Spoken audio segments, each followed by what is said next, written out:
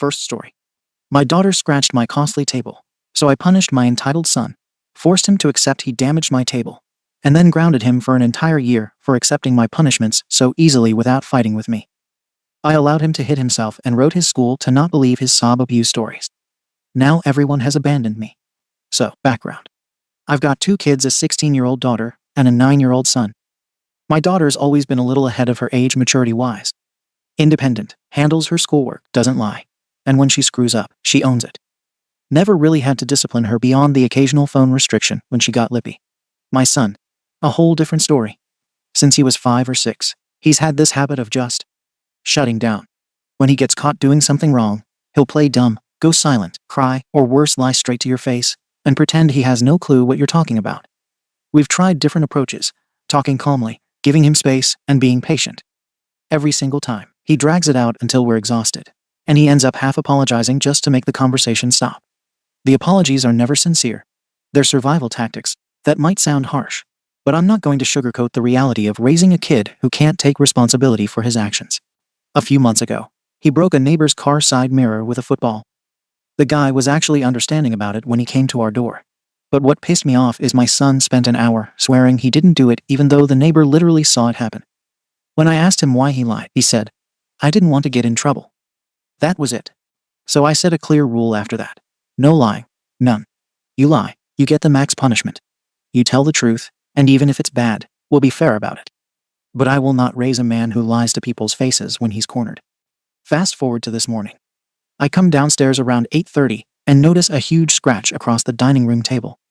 This isn't just any table either. It's solid oak, not cheap, and we bought it a few years ago after saving up for it. That thing costs more than our monthly mortgage. Now, both kids were up before me. I know my daughter usually stays in her room scrolling on her phone until school starts. My son, on the other hand, has a habit of getting into stuff he shouldn't, opening drawers, touching kitchen tools, messing with gadgets on the counters. So yeah, I immediately figured it was him. I wasn't jumping to conclusions. I was connecting a very familiar pattern of behavior. I called him into the room and asked what happened. He gave me the standard, "I don't know" routine. I said, "Really? You were one of 2 people awake, and you didn't see or hear anything?" He repeated, "I don't know." I was already getting heated. I've told him before, if I ask you twice, and you still lie to me, I stop asking nicely. So I raised my voice. I asked him again, this time a little louder. "Did you scratch the table?" Still nothing. Then he said, "No," which honestly made me angrier. Not because I was sure he did it, but because he doesn't ever just own things, even when the lie doesn't help him. He just lies out of reflex now. I had him standing there for a good 15 minutes. He started crying, saying he didn't do it. But I've seen this show before. He does that every time he's in trouble. It's like clockwork: deny, cry, fold. So I called my wife down. She's better at staying calm, and I figured if he was going to break and tell the truth, maybe it'd be to her. We both stood there, explaining that lying only makes things worse, and if he told us the truth now, we could work through it. Nothing. Still crying, still saying, "I didn't do it." So we grounded him for 3 months. No screen time, no video games, no visits to friends' houses, and no birthday party he was invited to next week. If he was going to lie and waste our time while we were trying to give him a way out, then he was going to face the consequences. We also didn't send an excuse to his school for being late to his online class. Figured maybe he'd think twice next time before dragging things out like that. My wife wasn't thrilled about making him miss school, but she didn't argue too hard at the time. She knows how many times we've been through this cycle. And yes, maybe I was a bit harsh, but I was fed up. How many chances does a kid need to learn the same basic lesson? We were about to move on with our day when, an hour or so later, my daughter came downstairs looking nervous. She tells me she actually scratched the table by accident when she was trying to carry a metal plant stand from the living room and lost grip of it. It slid across the table and left the scratch. She said she didn't tell me earlier because she panicked and didn't want me to be mad. But she saw how upset we were with my son and felt guilty. So she came clean. That threw me off, not gonna lie. My daughter doesn't lie, not usually. And I don't think she would have confessed to something she didn't do, especially since she was already in the clear. She had no reason to lie at that point. So I called my son back into the room. I didn't tell him right away what his sister said. I just asked him again, directly. "Did you scratch the table?" He looked confused, paused, then said, "Fine, yes, I did." Now let me stop right there and explain something. This was the moment where he could have cleared everything up. His sister had already taken the blame. All he had to do was say no and stand by it, and he was off the hook. But instead, he said yes. No hesitation this time. Just gave in like it was easier to accept guilt than deal with my questions. That told me everything I needed to know. He wasn't being honest. He was folding again. Giving up. Lying just to end the conversation. That's not a kid learning a lesson. That's a kid who's gotten too comfortable lying and sees it as a shortcut. And I'm not raising someone like that. I'm not raising a person who confesses just to get the heat off them, even if it means accepting punishment for something they didn't do. So I didn't coddle him. I didn't reverse course. I told him straight. Well, your sister already admitted she scratched the table. Which means one of you is lying. And now I have to decide who that is. He started crying again, hard. I asked him, why would you say you did it if you didn't? Why would you lie like that? He didn't answer. Just shook his head and said, I don't know. Exactly my point. He doesn't know because he doesn't think. He reacts. He folds. He does whatever he thinks will make the moment end, without caring about what it means long term. And I'm not going to reward that. I don't care if he's 9. That's old enough to know better. Old enough to stop lying. So I doubled the punishment. I told him he's grounded for the year. No screens. No outings. No birthday parties. No online games. No YouTube. No movies. He can read, he can draw, and he can sit in his room and think. But he's going to learn what it feels like when you lie, and let someone else take the fall for your screw-up. My wife wasn't happy. She said grounding him for a year is excessive, especially when he didn't even do it. But I disagree. The scratch wasn't the problem anymore. It was how he handled it. He couldn't even hold his ground when he was innocent. He'd rather lie just to shut me up. That's not just cowardly. It's dangerous. What happens when he's older and someone tries to pressure him into something worse? If he can't stand up to his own father over a scratch table, what the hell is he going to do when someone offers him a joint and tells him, just say you didn't do it? I told her, I'd rather he hate me for being strict than grow up to be the kind of kid who collapses the moment life gets hard. She still thinks I'm going overboard. But she didn't push it because she knows it never ends well for her. Look, I don't expect Reddit to pat me on the back. I know how this sub works. But here's the reality. I don't punish my kids without reason. I don't just yell to yell. But when a kid lies to your face twice, once to avoid blame, and again to take it for no reason, that's not confusion. That's someone who doesn't value honesty at all. That's someone who's already learned that truth is optional. Some people might say, well, he's 9. His brain isn't fully developed. Fine. But that's exactly why this matters now. I'm not waiting until he's 15 and pulling this same crap with cops, teachers, or bosses. I'm fixing it while it still matters. And don't come at me with, you should apologize for accusing him. No, he didn't stand up for himself. He lied again. If he had stuck to his answer, I didn't do it, and stood firm even after I pressed him, that would have been a different conversation. I probably would have pulled back. I might have believed him. But he gave me nothing. Just tears and lies and surrender. At the end of the day, I've seen how this plays out with other parents. I've watched my siblings let their kids walk all over them. My nephew stole from a gas station last year and told his mom he didn't mean to. She believed him. The store didn't. Now they're dealing with juvenile court and shoplifting classes. I'm not doing that dance. I'm not raising a boy who thinks lying is easier than truth. I'm not raising a boy who says whatever he thinks I want to hear. I want a son who knows how to tell the truth and stand by it, even when it's uncomfortable. Especially when it's uncomfortable. If I back down now, all I teach him is, even if you lie, we'll let it go if someone else bails you out. That's not happening. He's grounded for the year, and that's final. I don't feel bad. I'm not second-guessing it. He needs this. So Ada? Comments. Comment 1. Former teacher, now full-time parent of 3. This reads like a man who's more concerned with being in charge than teaching. You're not parenting. You're breaking your kid. That folding you're so disgusted by, that's not defiance, that's fear. That's a child learning that nothing he says will ever be right. So he just surrenders to whatever punishment is coming. You didn't see guilt. You saw a trauma response. He didn't confess because he's a chronic liar. He confessed because he's learned that you don't stop until you get the answer you want, even if it's wrong. You don't like that he lies, but you also punish him harder when he tells the truth late. So what's the incentive? You want him to be a man, but you've trained him to be submissive. And now you're proud of grounding a 9-year-old for an entire year over something he didn't even do, and then still frame it as his failure. I'm sorry, but this sounds less like discipline and more like ego. You're not raising a man. You're raising a scared boy who'll either spend his life trying to please you or grow up and never speak to you again. YTA. Comment 2. I don't even know where to start, man. You wrote this whole thing like you're presenting evidence in court. But all it shows is that you bulldozed a 9-year-old until he broke. You raised your voice at him immediately. YTA. You really let him have it, with your wife tag teaming the interrogation. YTA. He cried because you didn't believe him again. YTA. Then you grounded him for 3 months over a scratch in a table. YTA again. And making him late for class as part of the punishment. Not sending an excuse so he looks irresponsible to his school.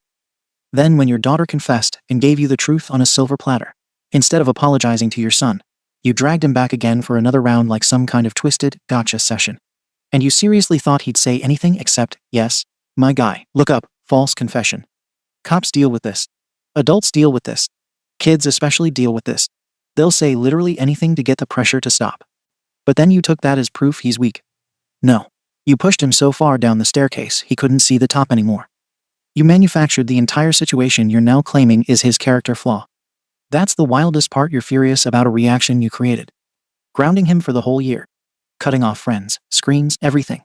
You didn't teach him honesty. You taught him fear. You taught him that you'll keep tightening the screws until he cracks, no matter what the truth is. Absolutely. YTA. Spectacularly. Comment 3. Look, unpopular opinion maybe, but I don't totally hate where you're coming from. I had a dad like you. Not abusive, just didn't tolerate BS. When I lied, he hit back harder, not literally, but consequences stuck. I got better for it. But here's the thing you're missing. It only worked because he admitted when he screwed up too. You didn't. That's the part that makes you tough. You pinned this scratch on your son because you assume. Then your daughter, the one you never have to discipline, finally admits it was her. At that point, you had your answer.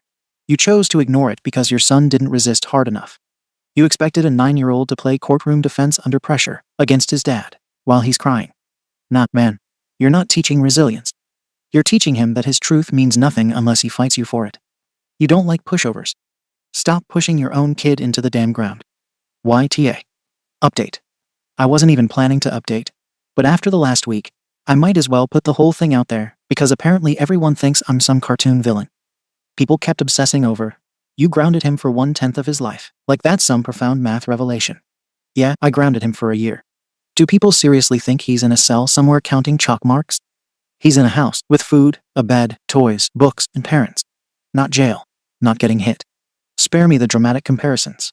Anyway, things went sideways because everyone in my family decided to act like I'm insane for enforcing consequences. It started at my mom's house during a big family dinner. Usually these things are boring, with everyone making small talk. This time my daughter apparently decided it was a good moment to clear her conscience. She stood up while people were still eating and said she needed to admit something. I thought she was going to say she failed a test or got a speeding ticket. Nope. She goes straight into the table scratch story, the entire timeline, including how scared she was to tell me at first. She said she didn't feel safe coming clean sooner because she thought I'd explode. Which is ridiculous. I don't explode. I expect honesty. That's different. But she stood there crying, telling everyone she'd watched her brother get punished for something she did. Then she said she felt guilty ever since, and that the situation changed how she sees me. Everyone at the table froze. My brother, the one who thinks raising kids means letting them run wild, immediately jumps in with, "Dude, what the hell is wrong with you? Grounding a kid for a year? Screaming at a 9-year-old over a scratch? What are you doing to them?" Now everyone's staring at me like I'm some unstable tyrant. I told them exactly what happened. She hid the truth. He lied repeatedly, and I enforced consequences. End of story. Kids don't learn by being coddled. That table cost money, and lying means punishment. Simple. But my brother kept pushing, accusing, and saying stuff like, "You're breaking that boy," which is dramatic considering the kid is literally eating dessert and laughing with his cousin in the other room. My wife barely said a word during dinner, which should have been a sign. When we got home, she told me she agreed with them. That the punishment needed to end for both kids. That grounding our daughter too for withholding the truth was punishing her for being scared of me. Sorry, but if she let her brother take the blame, she's accountable too. Scared or not, she watched it happen. So I doubled her grounding to match her brother's. Fair is fair. She didn't like that, obviously. And yeah, maybe grounding both teenagers is not socially convenient for her. But parenting isn't supposed to be convenient. That's when my wife started pulling away. First it was sleeping on the couch. Then the guest room. She said she needed space to think. I thought it was temporary, like a dramatic reaction she'd get over once the dust settled. Instead, she became cold, distant, and robotic. I'd come into the kitchen and she'd walk out. She stopped involving me in anything involving the kids. School stuff, schedules, dental appointments, she handled all of it without me. She said she was protecting them from my methods. During all this, my son started developing this blinking tic. Rapid, non-stop blinking. At first I thought he was faking it for attention. He's pulled that kind of thing before. But his teacher called my wife, saying he was doing it during class too. And now kids were asking if something was wrong with him. My wife took him to the pediatrician, who sent them to a therapist, who apparently claimed it was stress-induced. Then he suggested family therapy, which I refused. I'm not being lectured by some stranger about rules in my own house. Mandatory reporting happened because apparently anytime a kid has a stress symptom, they treat it like a crime scene. A social worker visited, asked questions, took notes, asked my kids private questions. My wife looked at me like, this is your fault, and honestly, that pissed me off more than anything. My kids are alive, fed, clothed, and educated. They're not abused. People need to stop acting like strict parenting is a felony. Then Christmas rolled around. Or what should have been Christmas. 3 days before, my wife told me she and the kids were going to her sister's place for the holiday. I assumed I was included. She clarified I was not. She said, we're not celebrating with you until you get help. Like I'm some addict. She took both kids and left. No Christmas tree with them. No gifts exchanged. Nothing. I sat home alone on Christmas morning watching photos of my kids smiling at her sister's house, while people commented, so grown up, and beautiful family. Not one mention of me. She didn't celebrate my birthday either, which came 2 weeks later. Not even a card. The daughter, the good kid, started slipping too. Missing curfew. Rolling her eyes. Vaping. Dyeing her hair. Talking back. Saying stuff like, why should I try? You hate everything I do anyway. She even told her mother she was done pretending to be perfect. That's on her, not me. I didn't ruin her. She chose to act out. Meanwhile, my son became jumpy, quiet. And yes, he faced more punishments for separate issues not related to the table. Things like refusing chores, ignoring directions, and backtalk. If he's going to fight every rule now, then yeah, he gets consequences. But the moment everything finally blew apart was during a stupid argument over him refusing to put his laundry away. He started crying, I raised my voice, and he suddenly punched himself in the face hard and yelled, I'll say I did it, just stop yelling at me. My daughter screamed. My wife grabbed her keys so fast I barely processed it. She took both kids and left. She said she's staying at her parents'. She said if I contact them without going through therapy and a mediator, she's filing for custody. So now the house is silent, dead. I feel like a security guard in my own home. But I still don't think I'm wrong. People keep saying I broke my kids. No, they're soft because everyone else around them is soft. I've given short punishments that get ignored, so yeah, I scaled up. They're not in danger. They're just finally experiencing accountability. I don't regret my choices. Not then. Not now. Comments. Comment 1. OP. I deal with custody cases where one parent insists they're just strict, while the entire household deteriorates around them. And your update reads exactly like the transcripts I see right before a judge limits a parent's access. You're not describing discipline. You're describing systematic erosion of your child's sense of safety. You minimized everything the tic, the therapist's concern, your daughter's fear, the social worker's presence, all things that, in my world, are giant red flags. What really stands out is how you keep saying, they're alive, they're fed, so it's not abuse. Abuse isn't about bruises. It's about the environment you build. Your son punching himself wasn't a tantrum. It was a kid learning the fastest way to stop emotional pressure is to harm himself. That is a textbook emotional distress response. Your daughter's meltdown and rebellion. People call that acting out. I call it the survival instinct kicking in. The golden child breaks first because they were holding everything together longer. Your wife isn't soft. She just sees the situation clearer because she's the one who noticed the tic, answered the teacher's calls, and dealt with the crying after school. Courts take that seriously. You shrug at it. If she files. I'm telling you right now, your post alone would sink your case. You didn't lose your family because they're weak. You lost them because you don't understand the difference between authority and domination. Hard YTA. And you're about to learn that judges don't care how big your table was. Comment 2. I'm not here to yell at you. I'm going to explain exactly what happened because your update shows zero insight into the psychological mechanics behind your household imploding. Your son isn't weak. He's exhibiting a pattern called collapsing compliance, when a child under prolonged emotional pressure defaults to any response that stops the perceived threat. That's why he said, fine, yes, the first time. and why he punched himself the last time. These aren't lies. They're escape hatches. Your daughter's confession wasn't rebellion. It's what we call trauma-induced guilt displacement. She saw her brother being punished in her place and couldn't tolerate the emotional weight. When kids reach that point, they don't confess to getting in trouble. They confess because the moral injury becomes unbearable. Your wife pulling away isn't dramatics. It's protective detachment. Once a parent recognizes harm happening to their child, and the other parent refuses to adjust, they emotionally detach to stabilize the environment. Sleeping separately is step 1. Leaving is step 2. Filing for custody is step 3. Your son's tic isn't fake or dramatic. It's a neurological stress response, the brain's way of releasing tension it cannot verbalize. If it's ignored long enough, it becomes permanent. Your daughter acting out is identity fragmentation.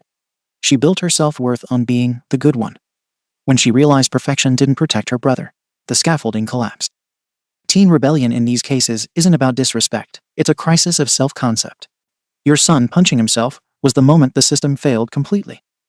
That's the highest distress signal a child can send before shutting down emotionally. None of this is soft parenting. None of this is people misunderstanding you. This is a house adapting to survive you. And the scariest part? You still think you're right. You're not the strict parent. You're the destabilizing force everyone else is trying to recover from. YTA. Profoundly, but more importantly, you need help before there's nothing left to salvage. Update. I didn't think I'd need another update, but apparently everyone around me is determined to misunderstand what actually happened. So here it is. Things have progressed, and not in the dramatic, my life fell apart way people predicted. If anything, this has clarified exactly who in my life was dead weight. First, let's address the big thing. My wife or ex-wife, since that's basically what she is now, filed for custody. Full custody. She walked into mediation acting like I was some monster she had to protect the kids from. Her lawyer went on and on about emotional destabilization, patterns of intimidation, and my personal favorite, psychological endangerment. All buzzwords. All exaggerated. She made it sound like raising my voice and grounding a kid were human rights violations. I didn't back down. I told the mediator the same thing I've said here. Discipline is not abuse. Consistency is not cruelty. The only thing I'm guilty of is being the only adult in a house full of emotional reactors. Still, the court decided on supervised visitation. Whatever. If that's what they need to feel like they're doing something, fine. I don't have anything to hide. Except my son apparently thinks he's too good to come with me. The first few visits, he refused to get out of the car. He clung to his mother and cried like I was dragging him into a fire pit. The social worker kept doing that head tilt sympathy thing I can't stand, saying, maybe we should postpone. No, I didn't drive over there to have a 9-year-old dictate the schedule. I told him directly, you're coming. Period. He still fought it. I had to raise my voice. Then I had to physically guide him out of the car, not drag, guide. But even when he did come, he sat silently the whole time. I tried talking to him, asking him about school and about activities, and even tried offering ice cream afterwards.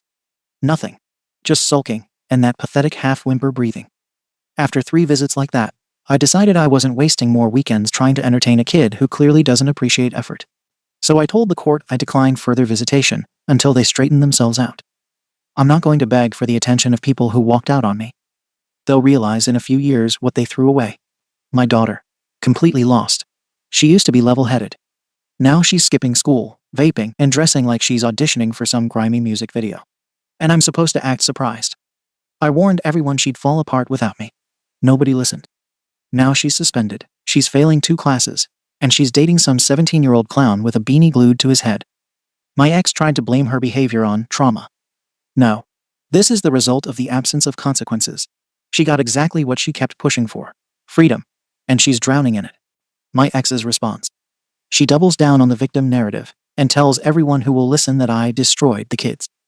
Meanwhile, she's the one who spoiled them, overprotected them, and now gets to pretend she's the only one who ever cared. I sent a letter to the school, not angry, just factual, explaining that I didn't agree with them feeding into this whole fragile child thing. They acted like I'd opened a criminal case. We encourage you to limit communication with faculty, except through the official parent portal. My parents chimed in next. My own father had the audacity to say I went too far. The man who used to ground me for breathing wrong suddenly wants to advocate for gentle parenting. Hypocrite. I told both of them if they want to side with my ex and the kids, go ahead. They're not bringing that negativity into my life. Haven't spoken to them since. Meanwhile, I'm supposed to be devastated, right? My wife is gone. My kids are traumatized. And my parents are concerned. That's what the commenters here predicted. Except here's the part nobody expected. I'm fine. Better than fine. I've been on several dates since the separation. I'm not even exaggerating, I've always been good looking, taken care of myself, stayed in shape, and dressed well. Women noticed. Always have. Even now, women approach me with interest. Meanwhile, my ex let herself go years ago. Lost her spark, her drive, everything that made her interesting. I stayed attractive. She stayed stagnant. So remind me again why I'm supposed to feel like I lost something. I wasted years trying to lead a family that didn't want leadership. Years trying to build structure for people who resented it. Years sacrificing my time, while my ex stayed home doing nothing and contributing even less. And now suddenly I'm the arsey hole because I finally put my foot down. Please. Everyone keeps saying, your kids will remember how you treated them. Good. I hope they do. I hope they remember that at least one parent tried to give them standards. If they want to grow up soft, unfocused, and unstable under their mother's guidance, that's on them. But when they hit adulthood and real life smacks them in the face, and no one coddles them the way she does, they'll realize exactly what they threw away. I'm not losing anything here. My ex lost a husband who actually had direction. My daughter lost the only person who ever held her accountable. My son lost someone who actually expected something from him, instead of tiptoeing around feelings. I'm rebuilding. They're spiraling. And the best part? I don't feel guilty. Not even a little. If anything, I'm relieved. I spent years trying to fix people who didn't want to be fixed. Now I get to enjoy my life without constantly carrying ungrateful, unappreciative weight. They'll understand what they had one day. Too late for them. Not for me. Comments. Comment 1. My kids will realize what they lost. What? The opportunity to be gaslit, screamed at, and emotionally carpet-bombed until they break down. Trust me, they know exactly what they escaped. You're not some misunderstood tough love dad. You're a control freak with a savior complex who thinks being feared is the same as being respected. Your son was literally punching himself to make you stop yelling.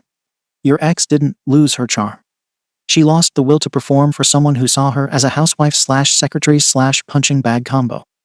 Hope the judge grants her everything. Comment 2. Imagine bragging about being exceptionally good looking while describing how your son flinches at your voice. Your daughter skipping school to smoke out of stress. And your wife left you in the rear view without a second thought. You're not a father. You're a cautionary tale. A TikTok case study waiting to happen. And the fact that you're out here chest thumping about dates while your entire family is in trauma therapy. Unreal. I sincerely hope your ex takes the house, the car, and leaves you with nothing but your reflection, and that scratched arse table you ruined your family over. Comment 3. Bro, you're not strict. You're not old school. You're not the only one with backbone. You're the guy who screams at a 9-year-old until the kid hits himself in the face, and then brags online about how he's still the victim. Let's break down your update like adults. 1. Your supervised visits failed because you failed. A decent parent would have said, "Hey buddy, you don't have to come today. We'll try again later." Instead, you threatened him and physically dragged him out of the car. And then you're shocked he doesn't open up. Come on. 2. Your daughter didn't get lost. She escaped. You can only keep a kid in a pressure cooker for so long before they blow the lid off. Her vaping and skipping isn't proof. You were right, it's proof. She finally stopped being scared of disappointing you, because she realized disappointment is the default setting. 3. The divorce. Buddy, she checked out years before she left. You said she lost her charm. No, she lost her will to keep fighting someone who doesn't listen. You don't get to neglect a woman emotionally for years, and then call her unattractive because she stopped dressing up for a man who never thanked her for anything. Meanwhile, you're bragging about going on dates like that proves you're winning. Strangers finding you attractive doesn't erase the fact that the people who actually knew you ran for safety. 4. Your son will not learn what he lost. Kids don't regret leaving abusive dynamics. They grow up thankful they got out. And he will grow up, OP. The little scared kid will turn into a man who remembers exactly how he felt around you. And he will want nothing to do with you. 5. You keep saying you wasted years on ungrateful people. No, dude. They wasted years trying to survive you. YTA. But worse, you're proud of it. Second story. My wife doesn't have a jelly spine like me, or just adjust on simple things like me. So I told her she was being difficult. Now I'm regretting it. On Sunday, my wife and I were out for a date night. My sister was babysitting our 2-year-old daughter, so we had the night free. I was busy with some friends in the afternoon, So I had texted my wife to make reservations at the restaurant. And a few minutes later, she told me it was done. When we got there and were taken to our table, she said that during the phone call, she had asked for a table next to the windows, and that the lady who'd taken down her reservation had said she'd noted it down. The guy said there wasn't anything written, and there wasn't any window side table free. So if we could be seated at the current table for now, he'd see what he could do. That table was good too, and honestly, I wasn't fussed over the window, so we sat down. A few minutes later, she told me she saw someone be seated at a window side table. I said it was fine, but as that same guy walked past, she told him she'd seen someone be seated, and we were supposed to be first. He said he'll check it out. When he left, I want to be clear, I didn't say it in front of him. I said, "It's our date night. Let's not be difficult." She didn't get angry or anything. She just said she wasn't being difficult, and we were first. A few minutes later, the guy came and took us to a window side table. We had a great night. Later that night, when we were in bed, I said it had been a great night. She said, "Yeah," despite me being difficult, and seemed a bit put off by what I had said. I said I only meant that our night would be good regardless of where we sat, so it wasn't a big deal. She said, how was she in the wrong? We were promised a particular type of table, and she just kept them to their word, and that I was blaming the person who was wrong. I said okay, I didn't see the point in pushing it, and apologized for my remark. We were planning on another night, this weekend, and I just recalled her being mad at me for what I had said. So I was just wondering if I was a ta that time. Comments. Comment 1. YTA, it's our date night. Let's not be difficult. And, our night would be good regardless of where we sat, have two completely different meanings. The first is critical and sounds more like, hey, this is our night, and if you behave like this, it will ruin it for me. The latter is supportive and says, it doesn't matter where we sit. I'm just happy I'm here with you. As longtime service industry workers, we do have to fix our mistakes. If she was told she would have a window seat, she should have won. Of course things happen and mistakes get made, but upon your arrival the mistake was noted, and she was then given the idea that there was something that could be done. It's completely okay for her to follow up on that. It's not like she had some big meltdown. As a restaurant worker, I would have been completely okay with her behavior and apologetic, as the restaurant was at fault. Be genuinely apologetic, and book a surprise window seat for her this weekend. Comment 2. I was expecting your wife to be difficult, but she wasn't. YTA. She was assertive. If you have daughters, please make sure they learn that skill from her, and remind them that no person should take it away. Comment 3. YTA. Why does your wife being assertive of something she wanted automatically make her difficult? I know my husband would have been right up there with me questioning why the restaurant hadn't followed through with a simple, evidently available request, not attacking my character. Seems like an odd reaction for a supposed loved one on date night to take. Comment 4. This is such a silly thing to fight over. Just apologize and move on. OP. I apologized to her that night. Update. Hi, I had received an odd judgment on my post, which made me reevaluate how I behaved then. On Sunday, we were going to go out again. I took care of the reservation at a nice restaurant and stressed that we really need a window table. When we got there, we had to wait a few minutes, but we got a window table. My wife joked that we got a good seat without any difficulties. I'm not 100% sure about this, but it seemed that comment of mine was still on her mind. So I took that opportunity to apologize again for my remark. She said it was all good. She knew and liked that I was easygoing, but she just liked looking outside as well while eating. It was weirdly important to her. We had a great night. Thanks to all those who commented on my last post. It gave me some good insight. Comment 1. Do you see how you're admitting to being the but still putting your wife down? Looking outside while eating was weirdly important to her. You're positioning her simple request as weird because it's not something you prefer.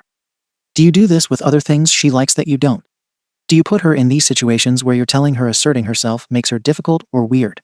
I think you should take a break from patting yourself on the back to do some more reflecting on how you treat your wife and why you feel so put off by her having a mind of her own.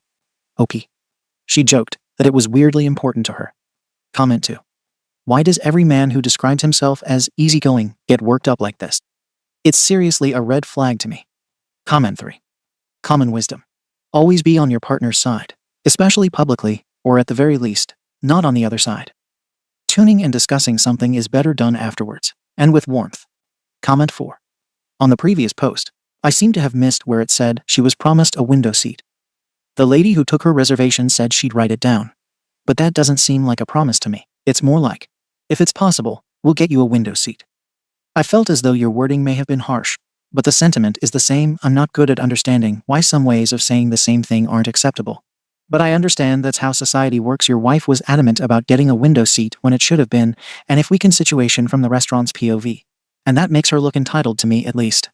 OP. My wording was wrong, which is what I took from my last post. Some people had even brought up how difficult can have exist connotations. I should have phrased it differently. She's more comfortable with a window seat. And that's fine, especially if we're able to ask for it in advance.